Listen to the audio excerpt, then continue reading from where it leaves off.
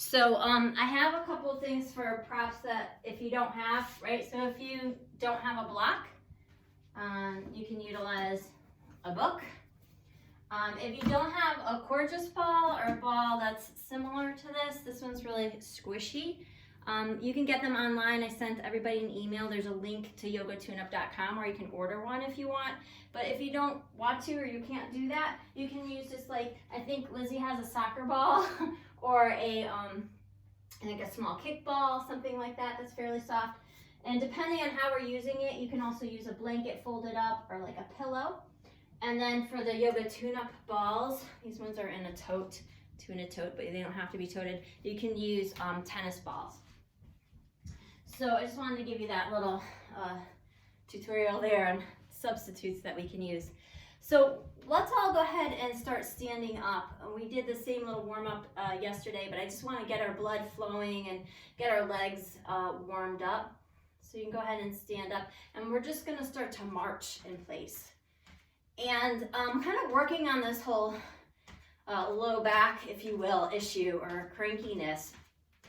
And, you know, our feet are even important in how our backs feel as well. So as you march and you're picking your knees up nice and high, you can go ahead and get your arms going too. Try to get some of the blood flowing. Just this quick warm up here. And then notice my feet. See if you can push and point, or like use your toes and your whole foot to push up off of the floor to kind of help propel your knees up towards your chest. And so just a few more times, nice big movements with the arms. Maybe take your legs out a little bit wide. See if we can march out here. Know too that whatever we're doing, I have some new people on in our class today, and if for some reason something's really bothering you, please listen to your body and take care of you. A little bit faster. Good, now see if you cannot use your feet. And slow down a little bit and pretend like your ankles or your feet got cemented. And you see how my feet are coming up nice and flat. And see if you can pick your knees up now. And just notice how hard that is. And like you're walking through sand or mud. And then use your feet again to help you. Get a little bit of gratitude. Thank you, feet. All right, so just slow it down a little bit. And slow it down a little more.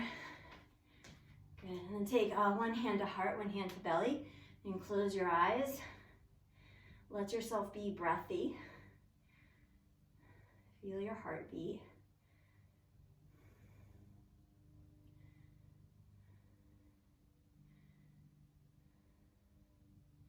And then when it feels right, slowly start to bring in a nourishing breath.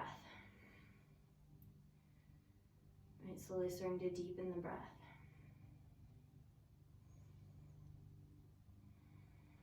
And if and when you can, see if you can bring this nourishing breath in and out through your nostrils.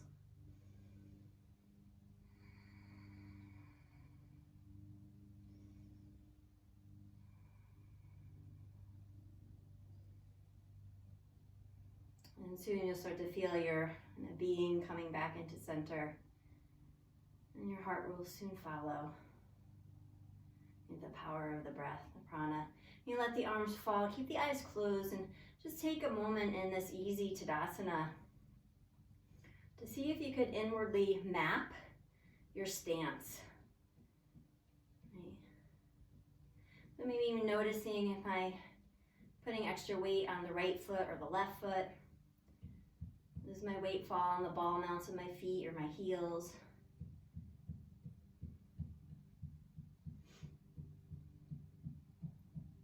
Can I feel where my hips are in space? Are they not located over my heels? And notice my rib cage. And line that over my pelvis. And feel my heart center. My skull. And imagine you can take your skull and place it directly over the center of your spine. Take a moment here, this place of effortless effort. And the arms dangle, inviting ease.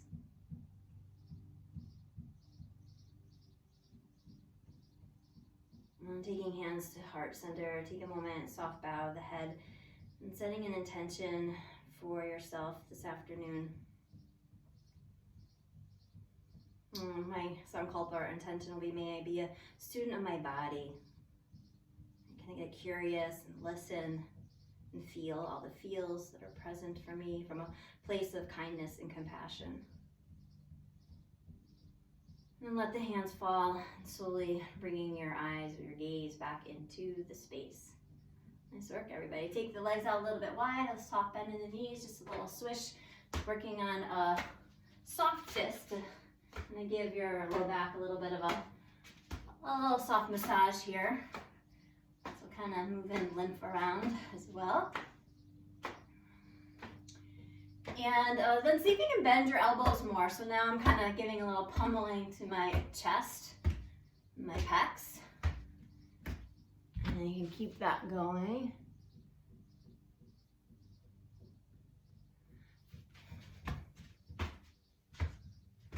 Good, and then back down to the low back. Now let the arms just swing and dangle. And then coming back to your center. Good, awesome. Okay, so we're gonna work, we did a lot of movements of the spine last week, and so today we're gonna work a little bit more on our hips a little bit. And so let's go ahead and take it down to the floor, coming into table pose. And just spreading the fingers out nice and wide on the earth. And joint stacking our shoulders over wrists, hips over knees. And close your eyes, just coming into a nice soft cat and cow, inhaling, letting the belly sink, a little tilt in the tail. On the exhale, rounding the spine. I invite you to close your eyes, go inside and move at your own pace. Listen to your body.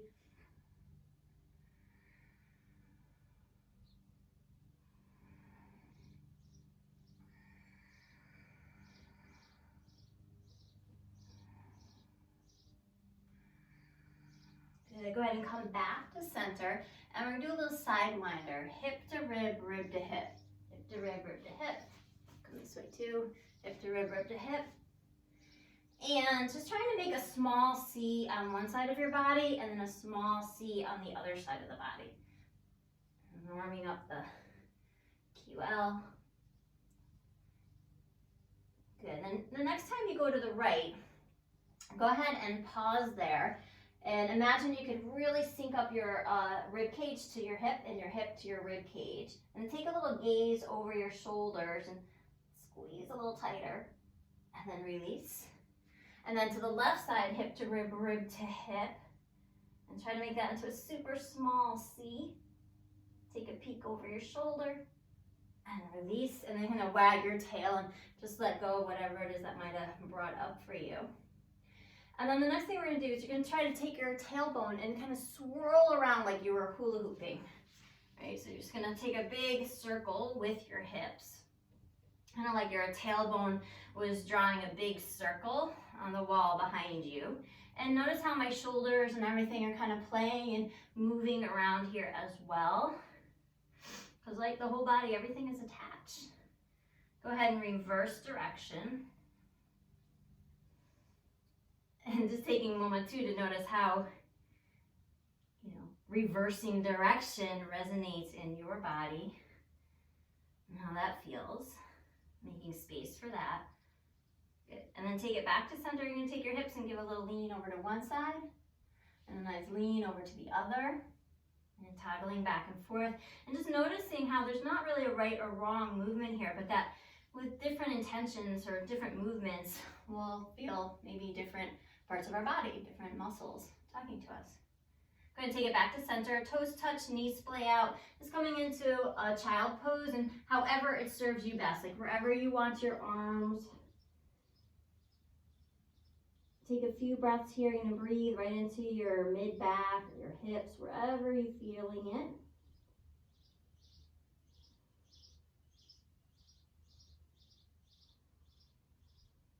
And then take it back up to center.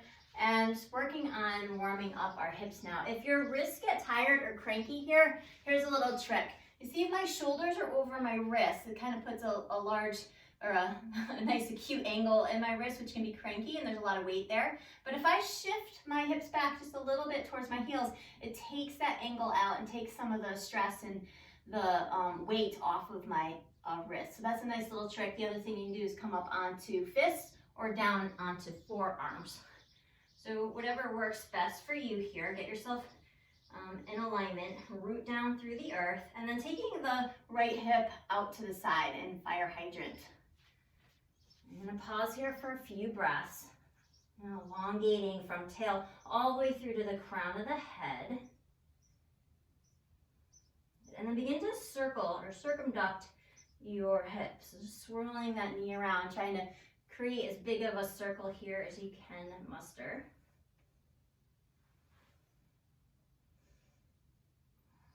And I imagine that my knee could kind of touch the sky and my shoulder back down.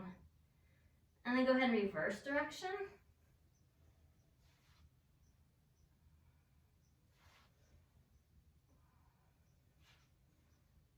Good, take the knee down to the ground, take a breath in. On the exhale, re-root down and take that hip back out to the side. We're gonna pause here for a few breaths. Now, option to stay here, or if you wanna make this a little more challenging, you can try to take the opposite arm and reach it out to the side. Really engaging your core, rooting down into the earth. Find your breath. Gonna take the hand down to the ground if it was up, and then that leg, take it right back behind you, nice and long. And then you take that leg and cross it over the bottom leg, like a little jigsaw puzzle. Both legs fit into one another. And then begin to shift yourself back a little bit into this funky child's pose. And just going back to a place where you feel a little stretch. And when you feel the stretch, you win. You let the head dangle, close your eyes. Take a moment to feel your hips. And sending love to any areas of your body that need that extra tension. Then inhale, you roll yourself back up. And we'll take care of the other side. So once again, rooting down through the earth. Take the left leg out to the side, lots of length here from tail to crown, and then begin to circumduct or circle your leg. Now, as you circle your leg here, let yourself get playful, right? So notice here, I kind of like open up through my hips and close them back down again. So just start to get curious, like where is the end range of motion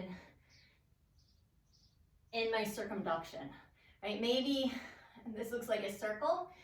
Maybe it looks like a square. Maybe you have your own shape going, and that's all good. Just start to get in tune with your own body, and then go ahead and reverse direction.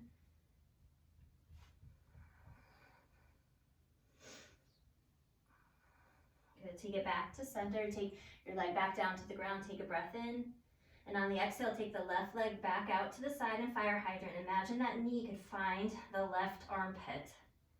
Right, if you want to create a little more challenge, take the opposite arm out to the side. Reconnect to the breath. Taking the arm back down, take the leg out back behind you, nice and long, and then snuggle it into the back of the other leg. Cross it right over. Begin to shift your hips back, just feeling a nice little stretch. Wherever you feel it's perfect, pause and honor that. And find a nourishing breath.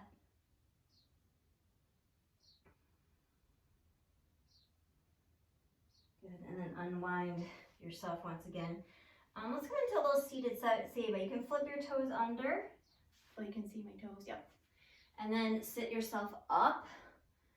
Here, I'm trying to let my heels touch, or my ankles touch here. And they may or may not. And there'll be a lot of feeling here.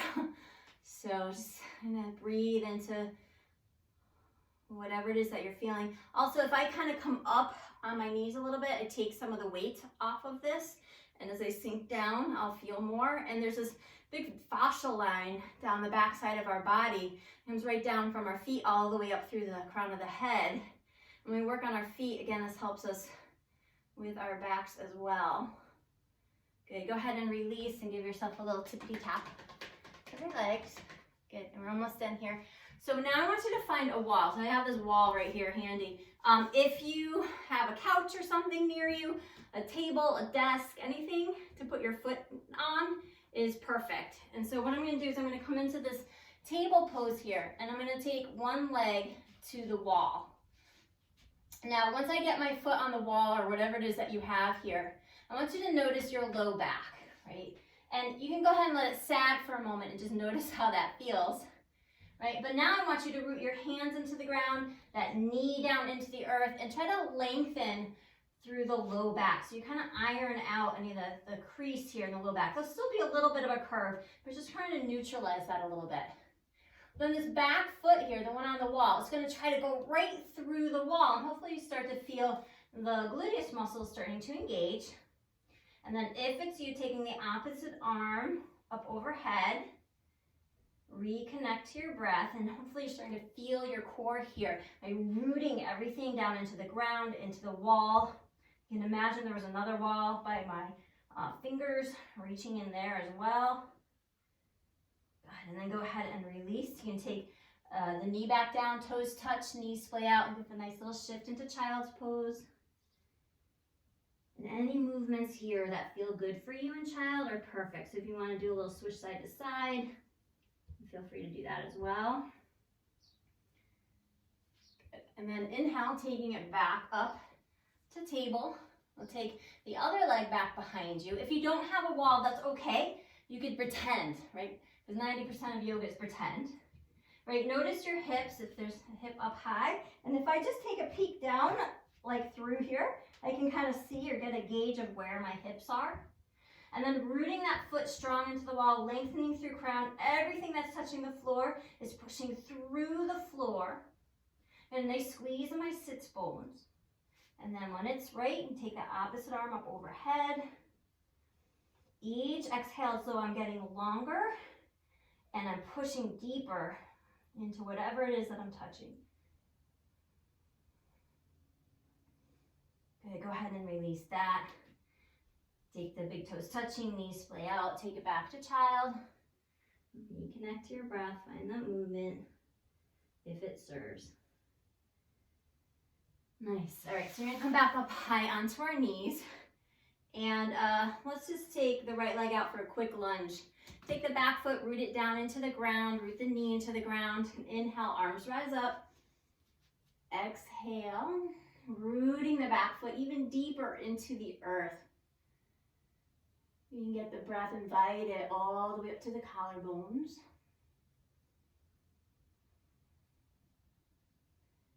Good, and then exhale, release. And we're just gonna switch sides. See if you can switch sides without hands. And take that back leg, take a breath in. Exhale, root it down into the earth. Inhale, arms rise up. Reconnect to your breath. Reconnect to the earth.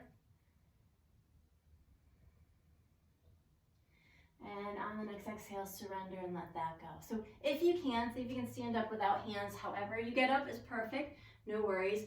And we're gonna grab our Coregeous ball, or whatever ball you have. If you don't have a ball, I'll show you what we can do with a blanket or a pillow. So what we're gonna be doing is some squats here, and I'm just gonna show you how I can use a pillow instead of a ball real quick. So I'm gonna take the pillow to my upper back. If I get to my lower back, it'll run away from me. And so all I'm gonna do here is sink it down and take it up. So basically you just want something slippery, a little slippery on the wall, but I'm gonna like to use my Coregeous ball. And I'm gonna stand a little ways away. My feet are wide, a little wider than my shoulders. And all we're gonna do here is start to sink it, come up and down, right? So wherever you want this ball on your back is perfect. If you wanna try it down lower or up higher, I'm gonna encourage you to kind of explore that for yourselves. And you might need to readjust your feet, right, or your legs. But if you have some knee issues, I want you to be really conscious here. Only go as far as you can go without it bothering your knee. And these are a little tricky and cranky. And then for the next couple of rounds here, see how low can I go and still make it back up, right? So go ahead and explore your range of motion here. We're working on some squats because the low back, right, has that QL, and we also attaching to our hip bone, but we also have our hamstrings attaching to the hip bone as well. And so I like the squats because I'm kind of getting a little stretch from both ends. Good, all right, whew. Take it back up to center. And now I want you to take the ball to your pelvis, right, that bony part of your back side, so that the ball, the epicenter of the ball is below the iliacus, or the hip crest, or your belt line. And then I'm just giving this nice little swish from side to side. Again, if I don't have a ball, I can use a blanket, just do maybe a little rock rather than a swish. So a few more times here. Just kind of warming up this fascial layer of the low back, the thoracolumbar fascia, which is highly innervated. Go ahead and take the ball up a little higher now to the low back, your lumbar curve, right, that curve of the low back. Do this little swishy swish here. So we're just warming up this fascial band, and it's highly innervated. It's very sensitive to stress, it's sensy. And so with our times right now, just being cooped up in itself is stressful. So this can be yummy. Good, and because we can't take it to the rib cage or the mid back. Good, and then the upper back, just so everything gets a little touch. Gosh, time flies. Good, go ahead and stand yourself back up. And you're gonna take your tennis balls, or your yoga tune-up therapy balls, and we're gonna work on this low back. I'm gonna come in close because I want you to know where to put the balls. So you have your belly, here's my belly button.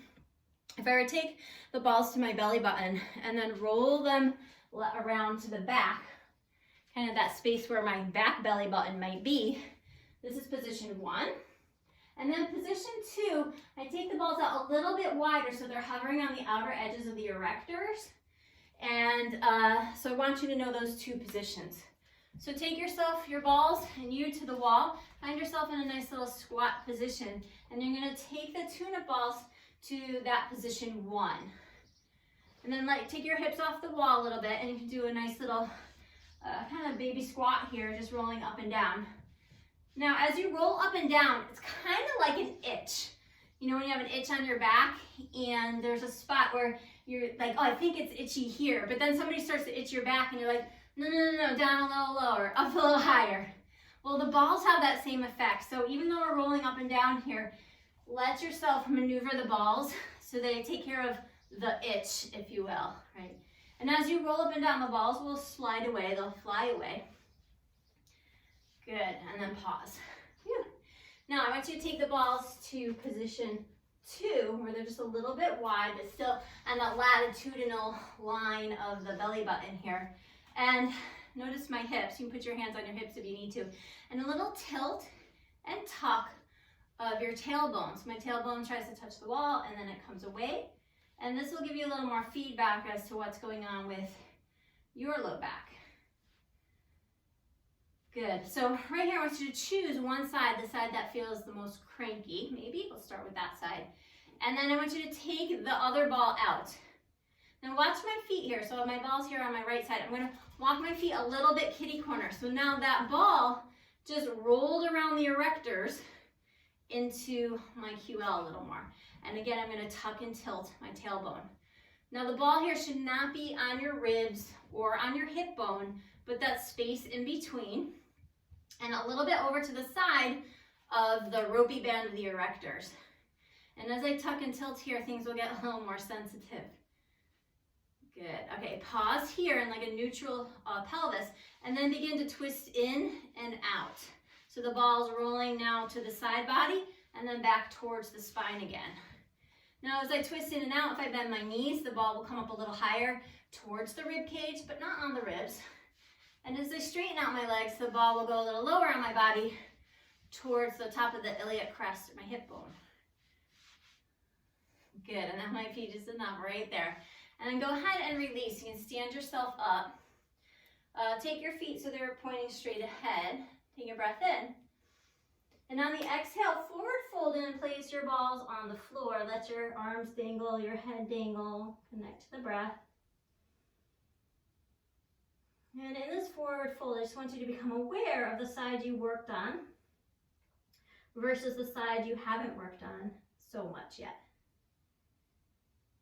Take a big deep breath, and even here in forward fold with that big breath, notice how maybe the right or left side feel different even in the lungs. And you bend your knees, take yourself back up to standing. Right here in standing, close your eyes once again. Again, just becoming aware of the right and the left hemisphere of your bodies. Going in and really getting a sense or a feel of any differences between the two. Notice even your feet and how they receive the earth.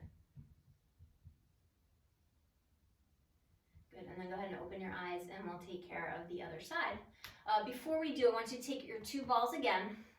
They go all the way around to that position 2 where they're just a little bit wide. This is just a nice little test, another retest, and I love the test retest because I've been doing this for so long and it's still in my head so magical when I feel a change or a shift.